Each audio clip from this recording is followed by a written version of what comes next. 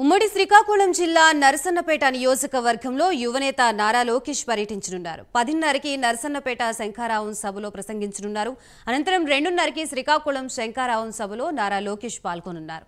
అక్కడి ఆముదాల వలస నియోజకవర్గంలో ఏర్పాటు చేయనున్న శంఖారావంలో లోకేష్ ప్రజలను ఉద్దేశించి ప్రసంగించనున్నారు. ఇవాళ ఒకే రోజు 3 నియోజకవర్గాల్లో పర్యటించనున్నారు.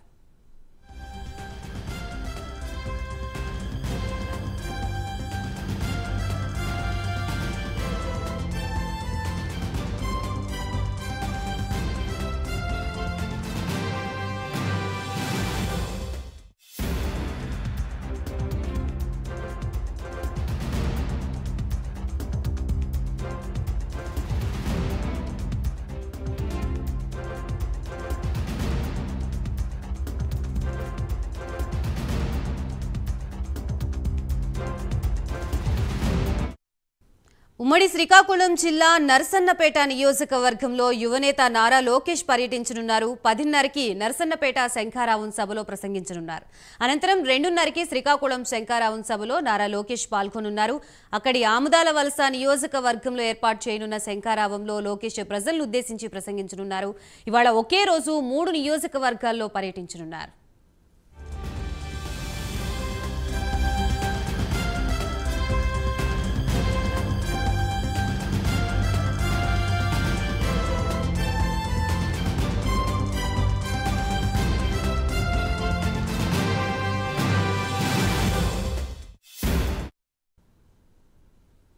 ఉమ్మడి శ్రీకాకుళం జిల్లా నరసన్నపేట నియోజకవర్గంలో యువనేత నారా లోకేష్ పర్యటించనున్నారు.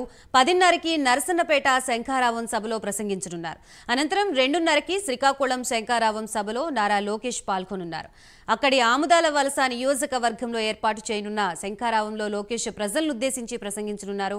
ఇవాళ ఒకే రోజు 3 నియోజకవర్గాల్లో పర్యటించినట్లుగా తెలుస్తోంది. దీనికి సంబంధించి కంప్లీట్ అప్డేట్స్ ఇవ్వడానికి మా ప్రతినిధి రవికృష్ణ సిద్ధంగా ఉన్నారు. రవికృష్ణ, చెప్పండి, మొత్తంగా శ్రీకాకుళం జిల్లాలో నారా లోకేష్ శంఖారావం పేరుతో సభల్లో ప్రసంగించినట్లుగా తెలుస్తోంది. దీనికి సంబంధించి కంప్లీట్ అప్డేట్స్ ఏంటి?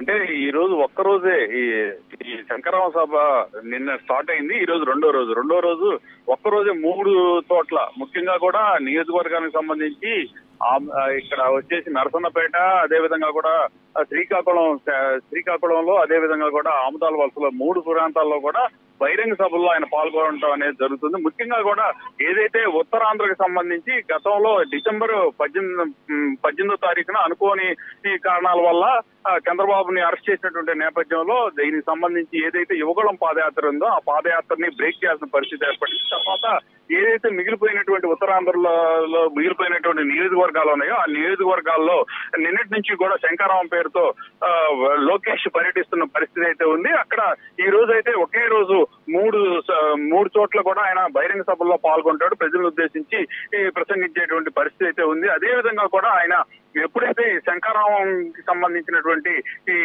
ప్రోగ్రామ్ స్టార్ట్ చేశాడో అప్పటి నుంచి కూడా అక్కడ జోష్ ముఖ్యంగా కూడా ఎవరైతే పార్టీకి సంబంధించినటువంటి కార్యకర్తలు, నాయకులు ఉన్నారో వాళ్ళతో మమేకం అవుతూ కూడా అక్కడ ఉన్నటువంటి స్థానికంగా ఉన్నటువంటి సమస్యలు ఏవి ఉన్నాయో అది స్థానికంగా ఉన్న ప్రజల దగ్గర నుంచి తీసుకొని వాళ్ళకి ఆ సమస్యల పరిష్కారం అయినాయా లేవో కనుక్కోవటం, అదే విధంగా కూడా ఆ సమస్య ఏదైనా సమస్య ఉంటే ఆ సమస్యని ఏ విధంగా తమ ప్రభుత్వం జనసేన, టీడీపీకి సంబంధించినటువంటి ఉమ్మడి ప్రభుత్వం వచ్చిన తర్వాత ఏ విధంగా వాటిని పరిష్కరిస్తాం అనేది తెలియజెప్పడంతో కూడా అక్కడ వచ్చినటువంటి స్థానికంగా వచ్చినటువంటి ప్రజలు కూడా ఆనందాన్ని వ్యక్తం చేస్తున్న పరిస్థితి కనపడుతుంది. ఈ నేపథ్యంలోనే ఈ రోజు ఇక్కడ పూర్తిగా కూడా 3 చోట్ల బహిరంగ సభలు ఏర్పాటు చేయడం జరిగింది. నిన్న జరిగినటువంటి సభ ఏదైతే ఉందో అది పూర్తిగా కూడా సక్సెస్ అయిన పరిస్థితి ఉంది.